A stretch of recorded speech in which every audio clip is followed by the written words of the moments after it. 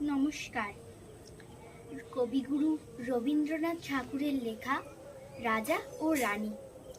এক যে ছিল রাজা, সেদিন আমায় দিল সাজা। ভোরের রাতে উঠে আমি গিয়েছিলুম ছুটে, দেখতে ডালিম গাছে বনের পিরভু কেমন নাচে। ডালে ছিলেম চড়ে, সেটা ভেঙেই গেল পড়ে। সেদিন হলো মানা আমার পেয়ারা পেরে আনা, রথ দেখতে যাওয়া আমার চিড়ের পুলি খাওয়া। কে দিল সেই সাজা, জানো কে ছিল সেই রাজা? এক যে ছিল রানী, আমি তার কথা সব মানি। সাজার খবর পেয়ে আমায় দেখলো কেবল চেয়ে, বললে না তো কিছু, কেবল মুখটি করে নিচু। ঘরে গিয়ে সেদিন রইল আগল দিয়ে, হলো না তার খাওয়া কিংবা রথ দেখতে যাওয়া।